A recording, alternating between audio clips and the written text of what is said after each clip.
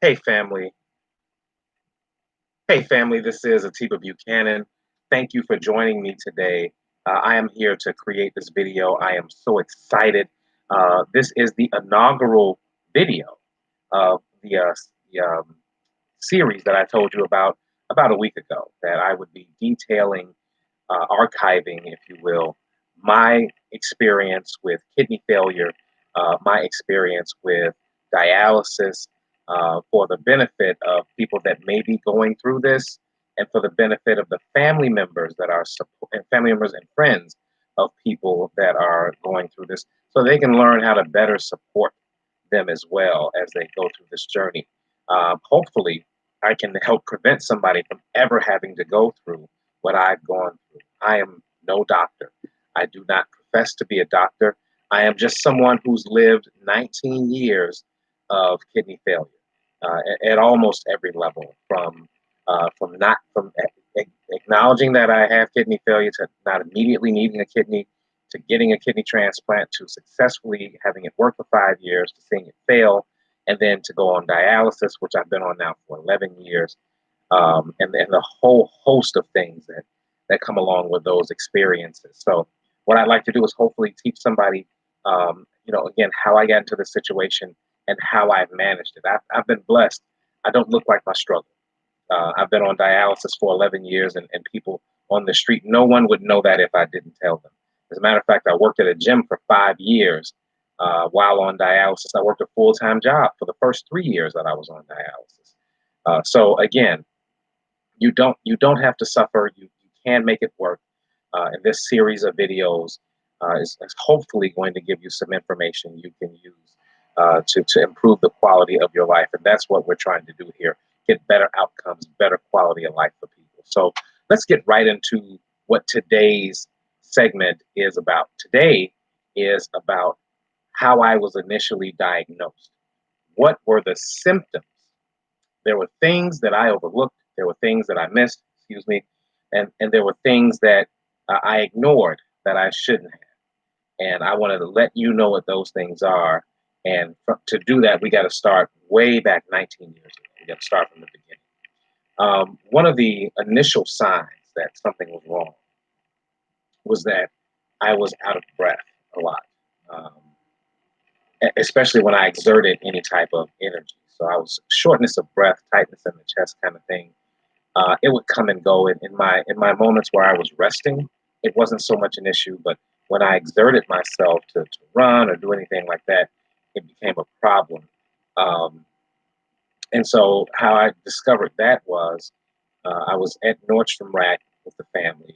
At the time, the family consisted of me, my wife, and our daughter, Miani, who was 3. She was a toddler. And like all toddlers, she loved to be chased. She loved for me to chase her in particular. And I did that routinely. And we were at the store, and it was no different. Chasing her through the store, I had found myself just completely winded after a few steps. I couldn't figure out what was going on. It wasn't like a heart attack situation. I was just like, you just kind of chalk it up to, man, I really need to get in shape, which I already was in shape, but maybe I thought I just wasn't in good cardiac shape because I was lifting weights at the time. So nonetheless, we'll put that to the side for now. So, and I bring that up again because I so clearly remember that day. Another symptom that, again, this was the main one that I ignored, were constant headaches, very chronic headaches. I would say 4 or 5 days a week I had headaches, and I was self-medicating those headaches with Excedrin, which was working. Like, the Excedrin would get rid of the headache, but the Excedrin actually turned out to be part of the problem too. I didn't learn that until later, but again, we'll come back to that. So here I am, short of breath, chronic and constant headaches, and I'm medicating these headaches with Excedrin. One other thing that you want to look out for, and I'm going somewhere with this: when you urinate, men, look out for this one. When you urinate, you have to look at what's being developed in the water, right? If when you urinate there is white, foamy, bubbly residue, that's a sign. That's a sign that you want to get to the doctor right away. What that means is that there's protein in your urine, and that protein, when it comes out of your urine into the water, manifests itself as this white bubbly foam. So if there's an excessive amount of white foam in your urine, then that's a sign you want to get checked out. The reason that that's a sign is because when your kidneys don't work, one of the first things that it does is that it does not process protein all the way. And so it gets rid of the excess protein through your urine more than the average person. So the average person's urine is not just going to be clear in color. It's not like it was a different color. It's just that residue won't be there for the average person. So those are three things that were happening to me that kind of went unchecked, unnecessarily long, and let's talk more about that. So how this all came to a head was that one night we were in our garden apartment. We lived in LaGrange Park at the time, and I remember it was like 12:30 in the morning. At the time, because I didn't realize that I was sick, my diet was just trash, especially for what I was going through, which, if you haven't figured out by now, is hypertension.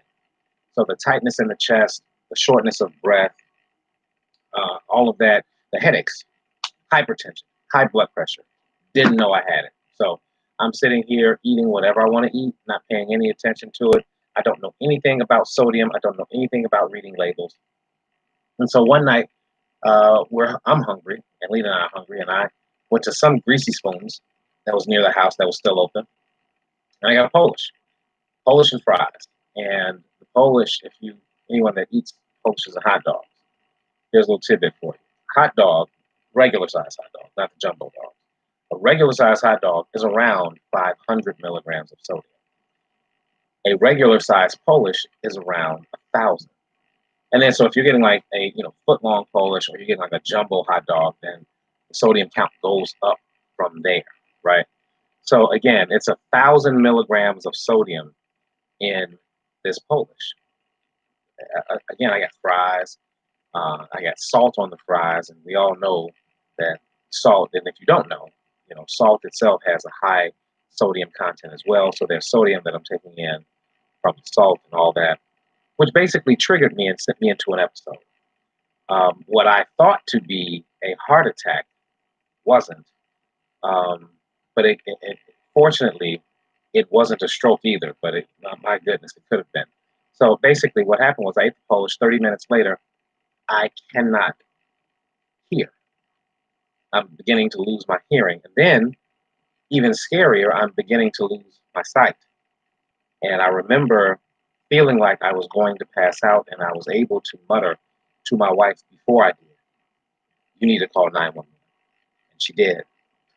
And the next thing I remember was being at the hospital in LaGrange Memorial in the emergency room, where I was approached by a doctor who came up to me. And again, at the time, I am, lifting weights, very, very routinely. Matter of fact, most people that saw me back then had assumed I had spent some time in jail. That's how muscular I was at the time. So when the doctor came in and she sees this 27-year-old guy, looks, from all accounts, looks to be in very good shape. Here, in the kind of distress that I was, she assumed I was on drugs, and she asked me, "Hey, what kind of drugs are you taking?" She didn't ask me if I was on drugs. She said, "What kind of drugs are you taking?" And I said, "Ma'am, I'm not on drugs. I don't do drugs." And then she looked at me even harder and she says, "We're going to find out, right?" I was like, "Oh, you're serious? Okay. No, I don't take drugs. I wish it were that simple, because at least I'd know then why I'm here and what happened." I said, "No, I don't know what happened, doc. So we're going to have to go another route, because I'm not on any type of drugs, especially anything illegal." But I've always been a natural guy. So I wasn't even on steroids, and back then, this was a long time ago. So I don't think there was any such thing as like pre-workout. And if there was, I wouldn't have taken it. I never took a pre-workout just because of the caffeine levels. But again, I wasn't taking pre-workout back then. I'm not sure that there even was a thing back in 2001 as pre-workout, but who knows? Nonetheless, it was none of that. So I ended up getting admitted because get this, when I got to the hospital, my blood pressure was, I think, 230 over a buck 20, 120. So the doctor explained to me very clearly that I could have easily stroked out based on the blood pressure that I came in there with. So yeah, 230 over like 120 was absolutely insane, and that's what laid me out, took me out, and caused me to black out. And so that was my first brush with what I recognized as hypertension, high blood pressure. So now that that's been established, I'm in the hospital, and the next day after they've done blood work and a few tests, I'm EKG'd out and I'm chest X-rayed out and all that good stuff that they do when you have anything related to your heart. They were able to determine that wasn't a heart attack. I guess there's a level of something, I can't remember what it is, but in the blood they can tell if there's been a heart attack because there's a raised level of something that they were able to determine wasn't in my blood, so it wasn't a heart attack. It was really just strictly about my very excessive blood pressure. So, with that said, my main doctor comes in, and he's affiliated with the hospital, so he comes in and he's seen all the blood work, and he gives me the diagnosis. He says, "Atiba, you've lost 80% of your kidney function. 80%." He says, "You have hypertension, and it appears it's been going on for a while." And that's when we started talking about the headaches, because that's what they were derived from. The derivative was the high blood pressure, and then I was taking Excedrin. Remember that?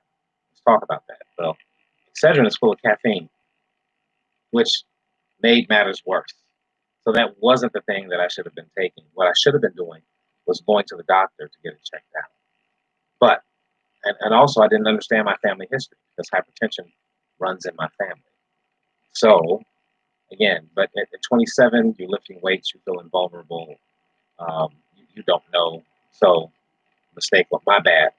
But that's the consequences of not going to the doctor when my body was clearly giving me signs. All right, so now 80% is my I've lost 80% of my kidney function, and he tells me this to confirm this. He's explained to me a word that I'd never heard before, and it's called creatinine. Yep, creatinine is something they do a blood test for that your body emits constantly.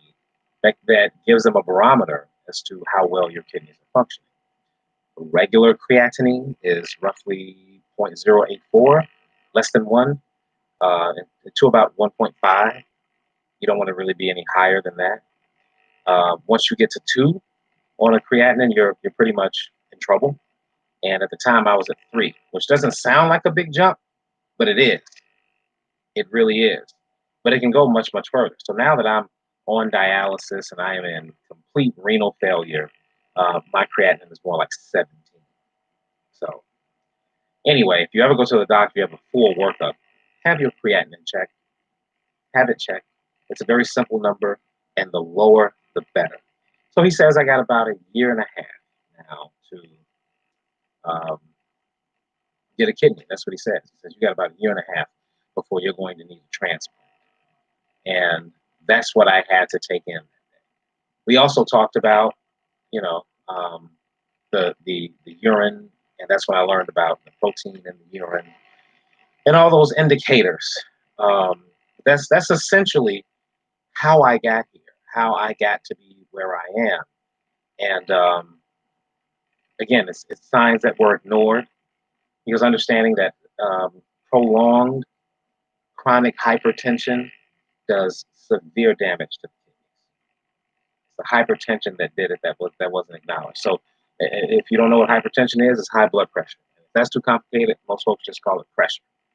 And if you're out there, somebody who suspects yourself of having high blood pressure, and you haven't gotten around to getting it checked out, highly recommend you do, because the long-term implications of unresolved, unchecked, unbridled high blood pressure are very, very significant. Because not only does it do damage to your kidneys, but it also does damage to your heart. And I'll talk about that because I have to deal with that even currently. It thickens the heart muscle. It makes the heart muscle less pliable. And one thing you want your cardiac muscle to be is pliable.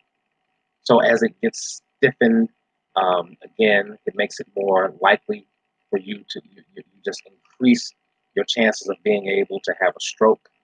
Nobody wants that. So again, if you are on blood pressure medication, take it. Blood pressure medication is not a joke. It is not a scam, and they have developed blood pressure medications pretty well. Um, I take about four, and I don't have any significant side effects from any of them. Blood pressure medications work, and when you compare it to the alternative, you really just don't have a choice. So again, I cannot encourage you enough to get your blood pressure checked. I'd even recommend getting a blood pressure machine for your home. I have one. I spent like $100 on it. Best $100 I could ever spend. You can get a very good one for about $80 at any Meijer or Walmart or CVS, Walgreens, any of those places. They sell them. Try to get the more expensive one. Truthfully, you get what you pay for with them. And when you need to know if your pressure's high, you need to know. You don't need a janky machine that doesn't read right or gives you inaccurate readings. The other good thing about a blood pressure machine at home is that it gives you your heart rate. And understanding your resting heart rate is really important. We'll get to that in another video. So I don't want to overwhelm you today. I just wanted to introduce myself in this video and introduce what it's about. Again, if you are going through this, if you know someone who's going through this, share this video. Hopefully it gives them some insight. Feel free to message me here. I'll be happy to answer any questions that I can. And there will be at least a video a week forward going as to how to deal with um, hypertension, how to deal with kidney failure, and how to deal with dialysis and even a transplant. So again, I'm hoping to enlighten and edify somebody's life. And I hope you appreciate the video. Thanks so much for your time, and I look forward to talking to you in the future. Goodbye.